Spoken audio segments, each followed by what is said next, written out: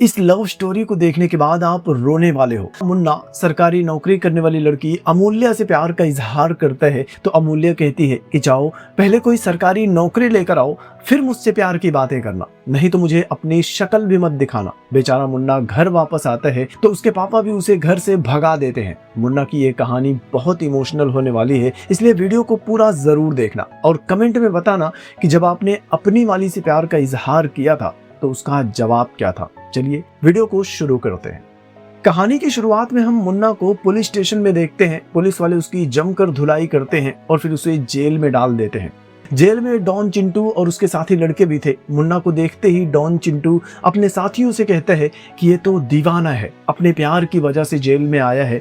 तो चिंटू के साथी मुन्ना से उसकी लव स्टोरी सुनाने की जिद करने लगते हैं और उनकी जिद पर मुन्ना उन्हें अपनी प्रेम कहानी सुनाना शुरू करता है और इसी के साथ कहानी फ्लैशबैक में आ जाती है। हम मुन्ना और उसकी मिडिल क्लास फैमिली को देखते हैं। मुन्ना के पापा एक साड़ी की दुकान में काम करते हैं और माँ हाउसवाइफ है। मुन्ना अपने मम्मी पापा का इकलौता लड़का है तो मम्मी पापा ने उसे बड़े लाड प्यार से पाला है, उसे कभी किसी चीज की कमी नहीं होने दी। लेकिन मुन्ना एक लापरवाह लड़का है, उसे फिलहाल अपने करियर की कोई चिंता नहीं है। वो दिन भर बस अपने दोस्त रघु और विक्रम के साथ घूमता रहता है, खूबसूरत लड़कियों को अपनी गर्लफ्रेंड बनाने के सपने देखता है, लेकिन अब तक उसे किसी से सच्चा प्यार नहीं हुआ था। पर एक शाम मुन्ना मेले में डांस कर रहा होता है और इसी मेले में वो पहली बार अमूल्या को देखता है। वो कार में बैठी हुई थी और उसे देखते ही मुन्ना की दुनिया रुक जाती है। पहली नजर में ही मुन्ना को उससे प्यार हो जाता है। धीरे धीरे कार में बैठी लड़की उससे दूर चली जाती है और मुन्ना बस उसे देखता ही रह जाता है। फिर अगले दिन जब वो अपने दोस्तों के साथ बस स्टॉप पर था तब वो फिर से उसी लड़की को देखता है। वो बस में बैठी हुई थी, उसे देखते ही मुन्ना उससे बात करना चाहता था। वो बस का पीछा करता है लेकिन बस तेज रफ्तार से उससे दूर निकल जाती है। बेचारा मुन्ना इस बार भी उससे बात नहीं कर पाता। सोचता है कि काश एक बार उस लड़की से बात करने का मौका मिल जाए। अब वो दिन भर बस उस लड़की के ख्यालों में खोया रहता है। दोस्तों के साथ मिलकर उस लड़की को गली गली ढूंढने की कोशिश करता है, लेकिन लड़की कौन थी, कहाँ रहती है, मुन्ना कुछ नहीं जानता। फिर एक दिन मुन्ना के पापा उसे पैसे देकर बिजली का बिल जमा करने के लिए कहते हैं। मुन्ना बिजली विभाग के ऑफिस में जाता है तो वहाँ बहुत लंबी लाइन लगी हुई थी। इतनी लंबी लाइन देखकर मुन्ना परेशान हो जाता है। अपनी माँ को कॉल करके बहाना करने लगता है कि मैं इतनी लंबी लाइन में खड़ा नहीं रह सकता। मुन्ना घर वापस जाने वाला होता है लेकिन तभी काउंटर पर बैठी लड़की को देखता है तो उसके कदम अपने आप ही रुक जाते हैं। पिछले कुछ दिनों से मुन्ना जिस लड़की को गली गली में ढूंढ रहा था वो बिजली विभाग की ऑफिस में काम कर रही होती है। उसे देखते ही मुन्ना चुपचाप सामने वाली कुर्सी पर बैठ जाता है, अपने नंबर का इंतजार करने लगता है। थोड़ी देर में मुन्ना की बारी आ जाती है। मुन्ना उसी लड़की के काउंटर पर जाता है और बिजली का बिल जमा करने के बहाने उससे बात करने की कोशिश करने लगता है, लेकिन लड़की मुन्ना की तरफ देखती भी नहीं। मुन्ना बेचारा मायूस होकर घर वापस आ जाता है। अगले दिन वो फिर से बिजली विभाग की ऑफिस में जाता है, लेकिन आज उसके पास जमा करने के लिए कोई बिल नहीं था। तो वॉचमैन कहता है कि पहले बिल लेकर आओ तभी इस ऑफिस में बैठना। वो मुन्ना को ऑफिस से भगा देता है। मुन्ना वापस अपनी कॉलोनी में आता है। रघु और विक्रम के साथ कॉलोनी के हर एक घर वाले के पास जाता है जिन्होंने बिजली का बिल जमा नहीं किया था। उन सब से उनकी बिजली का बिल लेता है और जमा करने के लिए ऑफिस पहुंच जाता है। लेकिन इस बार उस लड़की का काउंटर खाली नहीं था। मजबूरी में उसे बगल वाले काउंटर पर बैठी लड़की सपना के पास बिल जमा करना पड़ता है। सपना मुन्ना की हरकतों को देखकर सब कुछ समझ गई थी। वो मुन्ना से बात करती है और बातों ही बातों में वो मुन्ना को बता देती है कि उस लड़की का नाम अमूल्या है। इसके बाद मुन्ना रोज एक बिल लेकर ऑफिस आता है, अमूल्या से बात करने की कोशिश करता है। एक पर्ची पर आई लव यू लिखकर अमूल्या को दे देता है। अमूल्या पर्ची देखकर भी कोई रिस्पॉन्स नहीं देती, चुपचाप बिजली का बिल जमा करती है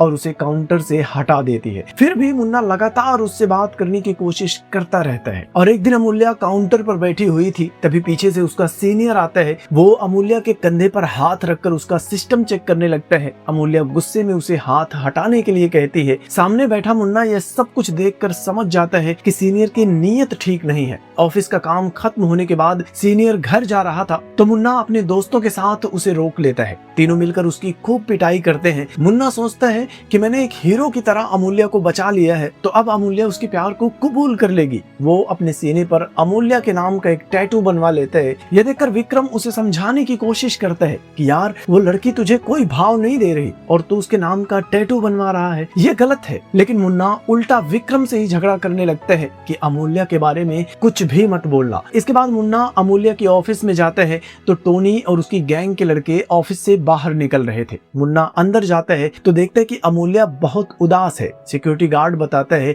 कि वो लड़के यहाँ बैठकर अमूल्य के ऊपर गंदे कमेंट पास कर रहे थे। ये सुनकर मुन्ना गुस्से में पागल हो जाता है। वो टोनी और उसकी गैंग के लड़कों का पीछा करता है, अपने दोस्तों के साथ मिलकर उनकी जमकर धुलाई करता है। फाइट के बाद विक्रम फिर से उसे समझाने की कोशिश करता है कि इस दुनिया में बहुत सारी खूबसूरत लड़कियां हैं, तो सिर्फ उस लड़की के पीछे क्यों पड़ा हुआ है। तो मुन्ना कहते हैं कि मैं अमूल्य के लिए किसी भी हद तक जा सकता हूँ, लेकिन अमूल्य उसके प्रपोजल का जवाब नहीं दे रही थी। तो अब मुन्ना को सब्र नहीं हो रहा था। इस बार वो अमूल्य के ऑफिस जाता है तो अमूल्य से खुलकर बात करता है, अपने प्यार का इजहार करता है, वादा करता है कि मैं तुम्हें जिंदगी भर खुश रखूंगा। तो अमूल्य कहती है कि सिर्फ प्यार से घर नहीं चलता, घर चलाने के लिए पैसे भी लगते हैं। मैं सरकारी नौकरी करती हूँ, महीने के 20,000 कमाती हूँ, तुम तो 20 रुपए भी नहीं कमाते। जाओ पहले कोई सरकारी नौकरी लेकर आओ, फिर प्यार की बातें करना। यह सुनकर मुन्ना थोड़ा उदास हो जाता है। फिर वो अमूल्य से पूछता है कि अगर मुझे सरकारी नौकरी मिल जाए तो तुम मुझसे प्यार करोगी ना।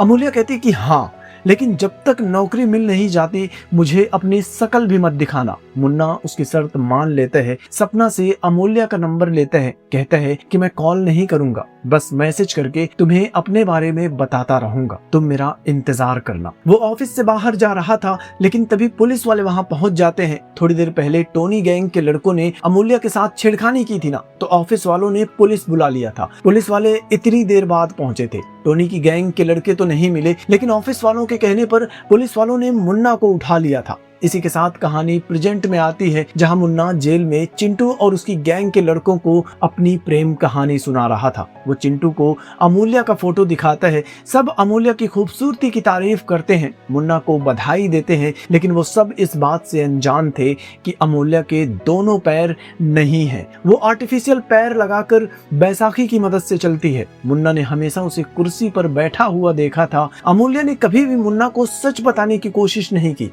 शायद वो नहीं चाहती थी कि मुन्ना उसके ऊपर तरस खाए। शायद इसी वजह से उसने मुन्ना को खुद से दूर करने के लिए एक बहाना बनाया था। इधर पुलिस स्टेशन में मुन्ना के पापा उसे छुड़ाने के लिए आते हैं, लेकिन पुलिस वालों ने मुन्ना को लड़की छेड़ने के इल्जाम में अरेस्ट किया था। तो इंस्पेक्टर उसे छोड़ने के लिए तैयार नहीं होता। मजबूरी में मुन्ना के पापा उसे रिश्वत देने की कोशिश करते हैं, लेकिन अपने भोलेपन में वो ये भूल जाते हैं कि पुलिस स्टेशन में एक कैमरा लगा हुआ है और पुलिस वाले कैमरे के सामने रिश्वत नहीं लेते। गुस्से में इंस्पेक्टर मुन्ना के पापा की शर्ट निकलवा देता है और पुलिस स्टेशन में चोरों के साथ बिठाकर कई घंटों तक उनकी इंसल्ट करता रहता है। फिर वो लोग मुन्ना को लेकर लॉकअप से बाहर आते हैं। वो अपने पापा को पुलिस स्टेशन में बिना कपड़ों के देखते हैं तो गुस्से में पुलिस वालों पर चिल्लाने लगता है, लेकिन मुन्ना के पापा उसे खींचकर एक थप्पड़ मारते हैं और चुपचाप बैठने के लिए कहते हैं। इंस्पेक्टर बाप बेटे का ये तमाशा देखकर हंस रहा होता है। थोड़ी देर के बाद मोहल्ले का एक वकील पुलिस स्टेशन में आता है। वो इंस्पेक्टर को कानून की धाराएं याद दिलाता है तो इंस्पेक्टर की सारी अकड़ निकल जाती है। वो जल्दी जल्दी में मुन्ना और उसके पापा को छोड़ देता है। वकील उन्हें लेकर घर वापस आता है,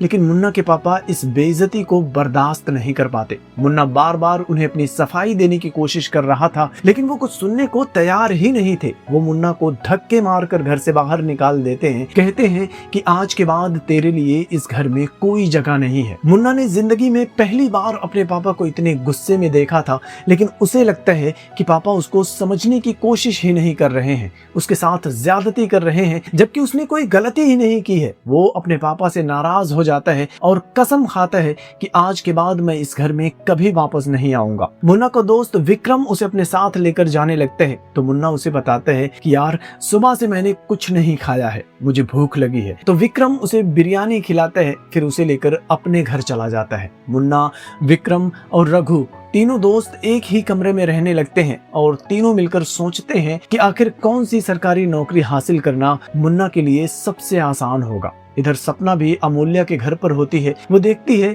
कि मुन्ना ने अमूल्य को आई लव यू लिखकर जितनी भी पर्चियां दी थी वो सब अमूल्य ने एक डिब्बे में संभाल कर रखा है। ये देखकर सपना समझ जाती है कि अमूल्य भी मुन्ना से प्यार करती है। सपना के पूछने पर अमूल्य की आंखों में आंसू आ जाते हैं। वो सपना के सामने सच्चाई कबूल करती है कि मैं भी उससे प्यार करती हूँ, लेकिन मुन्ना मेरी सच्चाई नहीं जानता। उसने तो बस मेरा चेहरा देखकर मुझसे प्यार किया है। उसे नहीं पता कि मैं विकलांग हूँ। सच्चाई जानने के बाद अगर वो मुझे छोड़कर भाग गया तो मैं मर जाऊंगी, और अगर उसने मुझे एक्सेप्ट भी कर लिया तो मुझ जैसी विकलांग लड़की के साथ सारी जिंदगी कैसे बिताएगा। उसे तो किसी अच्छी लड़की से शादी करनी चाहिए जो जिंदगी भर उसका ख्याल रख सके। इधर अमूल्य मुन्ना से प्यार करते हुए भी उसे एक्सेप्ट नहीं कर पा रही थी, और उधर मुन्ना अमूल्य को पाने के लिए सरकारी नौकरी की तैयारी में लग जाता है। दोस्तों के साथ मिलकर सरकार की निकाली हुई वैकेंसी देखता है तो पता चलता है कि तेलंगाना स्टेट पुलिस में भर्ती परीक्षा होने वाली है। यह देखकर मुन्ना डिसाइड करता है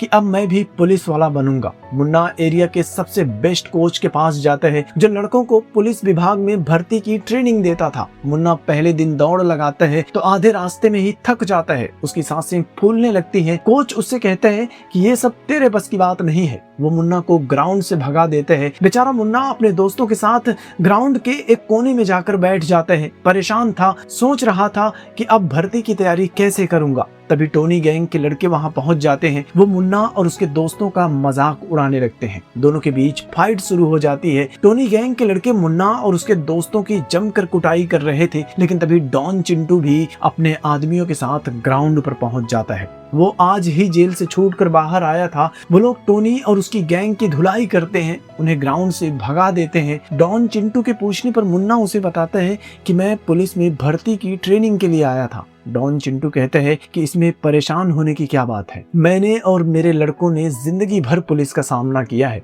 आज से तुम्हारी ट्रेनिंग की जिम्मेदारी हमारी होगी। इसके बाद डॉन चिंटू मुन्ना की फिजिकल ट्रेनिंग शुरू करवा देते हैं। शुरू में मुन्ना को बहुत तकलीफ होती है, लेकिन अमूल्य के लिए मुन्ना किसी भी हद तक जाने को तैयार होता है। वो रिटन टेस्ट पास कर लेता है और अब सिर्फ फिजिकल टेस्ट होना बाकी था। मुन्ना शराब, सिगरेट सब कुछ छोड़ देता है और एक जिम्मेदार लड़के की तरह पूरी शिद्दत से ट्रेनिंग करने लगता है। इधर मुन्ना के मम्मी पापा को पता चलता है कि उनका बेटा अब जिम्मेदार हो गया है, तो दोनों बहुत खुश होते हैं। मुन्ना की माँ विक्रम को खाना बना कर देती है कि मेरे बेटे को खिला देना, लेकिन मुन्ना जैसे ही पहला निवाला खाता है वो समझ जाता है कि खाना उसकी माँ ने बनाया है। वो गुस्से में अपने घर आता है, अपने मम्मी पापा के सामने ही खाना फेंक देता है। कहता है कि आपने मुझे धक्के मारकर इस घर से बाहर निकाल दिया था, तो अब मुझे भी आपकी जरूरत नहीं है। ये सुनकर मुन्ना के पापा निराश हो जाते हैं। उन्होंने जो भी किया बस अपने बेटे की भलाई के लिए किया था, लेकिन वो नहीं जानते थे कि इसकी वजह से मुन्ना उनसे इतना ज्यादा नफरत करने लगेगा।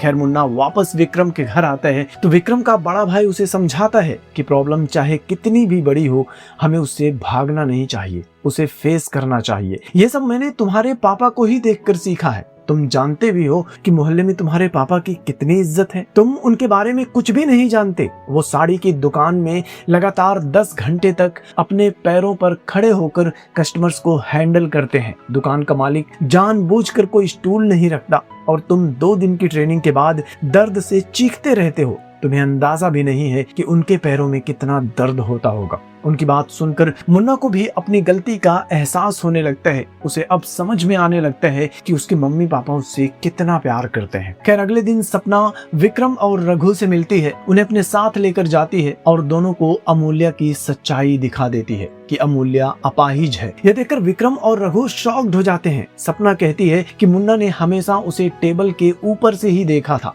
उसकी खूबसूरती से प्यार करता है, सच्चाई नहीं जानता। उसे अमूल्य की सच्चाई बता देना, नहीं तो इतनी मेहनत से सरकारी नौकरी हासिल करने के बाद उसका दिल टूट जाएगा। दोनों घर वापस आते हैं, लेकिन दोनों के अंदर मुन्ना को अमूल्य की सच्चाई बताने की हिम्मत नहीं थी और आखिरकार दोनों फैसला करते हैं कि मुन्ना सरकारी नौकरी हासिल करके एक जिम्मेदार लड़का बन जाएगा, फिर आगे जो भी होगा देखा जाएगा। अगले दिन मुन्ना का फिजिकल टेस्ट होने वाला था। शाम को तीनों घर वापस आ रहे थे, लेकिन टोनी और उसके लड़के इनका रास्ता रोक लेते हैं। वो मुन्ना को मारकर फिजिकल टेस्ट से दूर करके अपना बदला लेना चाहते थे, ताकि मुन्ना कभी भी इंस्पेक्टर न बन पाए। विक्रम इस बात को आसानी से समझ जाता है। वो मुन्ना को वहां से भगा देते हैं। विक्रम और रघु मिलकर टोनी और उसके लड़कों का मुकाबला करते हैं। दोनों की जमकर पिटाई हो रही थी। इधर भागते हुए मुन्ना को रियलाइज होते हैं कि अपने दोस्तों को इस हालत में छोड़कर भागना ठीक नहीं है। नौकरी मिले या ना मिले, लेकिन दोस्तों का साथ नहीं छूटना चाहिए। मुन्ना वापस आता है। फिर तीनों मिलकर टोनी और उसके लड़कों का मुकाबला करते हैं, लेकिन इस लड़ाई में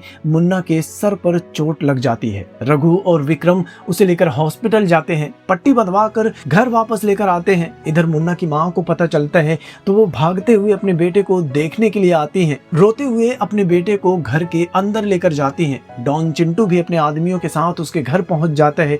वो लोग टोनी की गैंग से बदला लेने के लिए जाने लगते हैं, लेकिन मुन्ना उन्हें रोक लेता है। कहता है कि बदला लेने की कोई जरूरत नहीं है। कल मेरा फाइनल टेस्ट है। फिलहाल मेरा पूरा फोकस उस टेस्ट पर ही होना चाहिए। उसकी बात सुनकर मुन्ना के पापा को यकीन हो जाता है, सच में उनका बेटा अब बदल गया है, जिम्मेदार हो गया है। अगली सुबह मुन्ना तैयार होता है। जाने से पहले अपनी माँ का आशीर्वाद लेता है। मुन्ना के पापा डर के मारे पीछे खड़े होते हैं। सोचते हैं कि शायद मेरा बेटा अब भी मुझसे नाराज है, लेकिन तभी मुन्ना उनके पास आता है। वो अपने पापा को गले से लगा लेता है। बाप बेटे दोनों रोते हैं और बिना कुछ बोले एक दूसरे को माफ कर देते हैं। मुन्ना अपने पापा का आशीर्वाद लेता है और एग्जाम देने के लिए चला जाता है। फिजिकल टेस्ट में पूरी जान लगा देता है और आखिरकार वो इसमें पास भी हो जाता है। अब पुलिस विभाग में उसकी नौकरी पक्की हो चुकी थी, तो विक्रम तुरंत सपना को कॉल करके बताता है कि मुन्ना की जॉब पक्की हो गई है। वो अमूल्य से मिलने के लिए आ रहा है। सपना अमूल्य को बताती है तो अमूल्य की आंखों में आंसू आ जाते हैं। कहती है कि मैं उससे नहीं मिल सकती। मेरी सच्चाई जानने के बाद अगर उसने मुझे ठुकरा दिया तो मैं मर जाऊंगी। तुम कुछ भी करो, कुछ भी कहो, बस उसे किसी भी तरह से वापस भेज देना। सपना उसे ऑफिस के अंदर ही इंतजार करने के लिए कहती है और वॉचमैन बाहर से ताला लगा देता है। मुन्ना अपने दोस्तों के साथ ऑफिस आता है। सपना से पूछता है कि अमूल्य कहाँ है, तो सपना बहाना करती है कि वो तो मुंबई चली गई है, अब कभी वापस नहीं आएगी। विक्रम कहता है कि अब उस लड़की को भूल जा, सरकारी नौकरी मिल गई है तो कोई अच्छी सी लड़की भी मिल जाएगी। लेकिन मुन्ना कहता है कि मुझे कोई दूसरी लड़की नहीं चाहिए, मुझे तो बस अमूल्य चाहिए। वो सपना से अमूल्य का मुंबई वाला एड्रेस मांगते हैं तो सपना की जुबान लड़खड़ाने लगती है। उसे समझ में नहीं आ रहा था कि अब वो कौन सा झूठ बोले। वो मुन्ना से कहती है कि तुम यहाँ से चले जाओ, वो तुमसे नहीं मिलना चाहती। तब मुन्ना सपना से पूछते हैं कि वो विकलांग है, क्या इस डर से वो मुझसे नहीं मिलना चाहती। ये सुनकर सपना, विक्रम, रघु और ऑफिस के अंदर बैठी अमूल्य, हर कोई शॉक्ड हो जाता है। मुन्ना कहते हैं कि दूसरे दिन ही मैंने उसे बैसाखी लेकर चलते हुए देख लिया था। मैं सब जानता हूँ और मैंने जानबूझकर उससे प्यार किया है। मेरे लिए ये कोई प्रॉब्लम नहीं है, बस मैं इतना जानता हूँ कि मैं उससे पागलों की तरह प्यार करता हूँ। आखिरकार मुन्ना की जिद पर सपना उसे बता देती है कि अमूल्य ऑफिस के अंदर ही है। मुन्ना दरवाजा खोलकर अंदर जाता है तो अमूल्य चेयर पर बैठी हुई, वो अपने कपड़े उठाती है, मुन्ना को अपना पैर दिखाती है तो मुन्ना की आंखों में भी आंसू आ जाते हैं। वो मुन्ना से कहती है कि यही मेरी सच्चाई है, क्या तुम अब भी मुझसे प्यार करते हो। मुन्ना उसके चेहरे को अपने हाथों में थाम लेता है, उसकी आंखों में देखता है, बड़े प्यार से कहता है कि मैं तुम्हारे बिना जी नहीं पाऊंगा। वो अमूल्य को गले लगा लेता है और इसी के साथ ये फिल्म भी खत्म हो जाती है। तो आपकी गर्लफ्रेंड ने प्रपोज करने पर आपसे क्या शर्त लगाई थी, कमेंट बॉक्स में जरूर बताना। वीडियो अच्छा लगा हो तो लाइक करना, दोस्तों के साथ शेयर करना और चैनल को भी सब्सक्राइब कर लेना। जल्दी मिलूंगा आपसे एक और नई वीडियो के साथ, तब तक के लिए थैंक यू।